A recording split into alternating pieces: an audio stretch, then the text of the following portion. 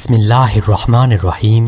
السلام علیکم معزز ناظرین گرامی، امید ہے آپ سب خیر و عافیت سے ہوں گے۔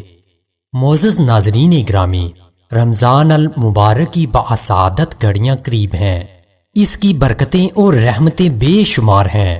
یہ مہینہ آخرت کمانے، باطن سنوارنے اور زندگی بنانے کا ہے، اس لیے اس کی پہلے سے تیاری کی ضرورت ہے۔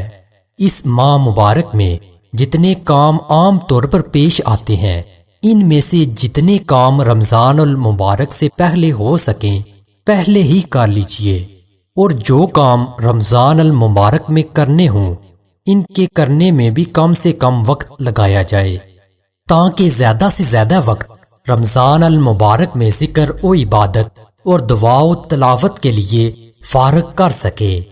بلا ضرورت لوگوں سے ملاقاتیں کرنا ترک کر دیں، تاکہ فضولیات میں قیمتی مہینہ یا اس کی قیمتی لمحات ضائع نہ ہوں۔ اس ماہ میں گناہوں سے بچنے کی خوب کوشش کریں۔ آنکھیں، کان، ناک، دل، زبان اور ہاتھ پیروں کو گناہ سے بچائیں۔ ٹی وی دیکھنے، گانا سننے سے بچیں۔ خواتین بے پردگی کے گناہ سے بطور خاص اپنی حفاظت کریں۔ جھوٹ، غیبت، چغلی، گالم گلوچ اور لڑائی جھگڑے سے اجتناب برتیں۔ تراویح پورے ماہ پابندی سے ادا کریں، کیونکہ عموماً لوگ 10 یا 15 روز تراویح پڑھ کر سمجھ لیتے ہیں کہ اب ان پر آگے تراویح نہیں، ان کا فرض پورا ہو گیا۔ یہ سوچ کر بھی غلط ہے کہ ایک دفعہ تراویح میں قرآن کی سماعت کر لینے سے فرض پورا ہو گیا۔ نہیں، مکمل قرآن کریم تراویح میں سننا الگ سنت ہے، اور پورا ماہ پابندی سے تراویح پڑھنا الگ سنت۔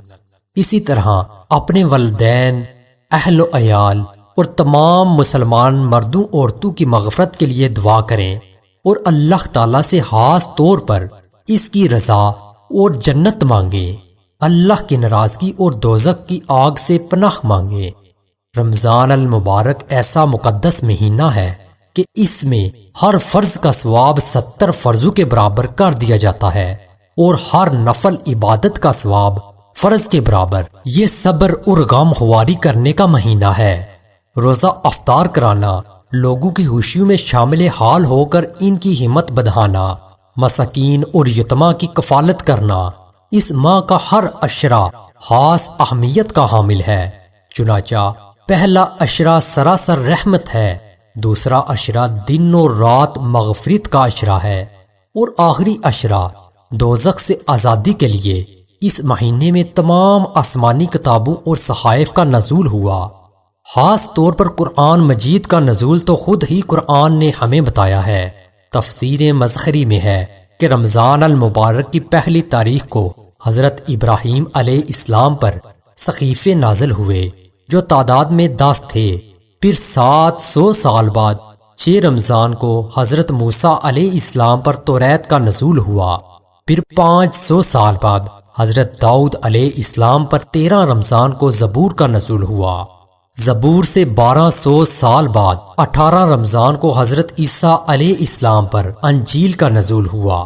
پھر انجیل کے بعد پورے 600 سال بعد 24 رمضان المبارک کو لوح محفوظ سے دنیاوی آسمان پر پورے قرآن کا نزول ہوا، اور اسی ماہ کے اسی تاریخ کو ختم الانبیاء محمد مصطفیٰ صلی اللہ علیہ وآلہ وسلم پر قرآن کریم کا نزول شروع ہوا۔ دوسری خصوصیت یہ ہے کہ نوافل کا درجہ فرائض کے برابر، ایک فرض کا درجہ 70 فرائض کے برابر اسی ماہ میں ہو جاتا ہے۔ تیسری خصوصیت یہ ہے کہ رمضان کے مہینے میں سرکش شیاطین زنجیروں میں جکڑ دیے جاتے ہیں، اور جہنم کے دروازے بند کر کے جنت کے دروازے کھول دیے جاتے ہیں۔ چوتھی خصوصیت یہ ہے کہ رمضان المبارک کے مہینے میں اللہ تعالیٰ نے 5 چیزیں اس امت کو ایسی دی ہیں جو پہلے کسی بھی امت کو نہیں دیں۔ وہ 5 چیزیں یہ ہیں: روزہ دار کے منہ کی بدبو اللہ تعالیٰ کے نزدیک مشک سے بھی زیادہ پسندیدہ ہے۔ افطار کے وقت مچھلیاں ان کے لیے مغفرت کی دعا کرتی ہیں۔ روزہ داروں کے لیے ہر روز جنت آراستہ کی جاتی ہے۔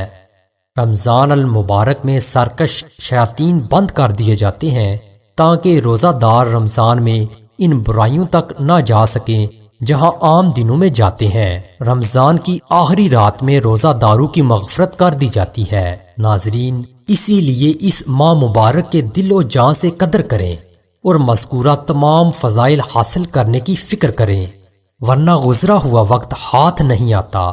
جو کچھ حاصل کرنا ہے جلدی کر لیں، ورنہ آخرت میں پچھتانے سے کچھ نہ ہوگا۔ اس مہینے کی بہت ساری ایسی خصوصیات ہیں جو صرف اسی کے ساتھ خاص ہیں، کسی دوسرے مہینے کو وہ خصوصیات حاصل نہیں۔ لہٰذا تمام ناظرین سے گزارش ہے کہ رمضان المبارک کا بھرپور فائدہ اٹھاتے ہوئے زیادہ سے زیادہ وقت عبادات میں گزاریں اور ہمیں اپنی دعاؤں میں لازم یاد رکھیے گا۔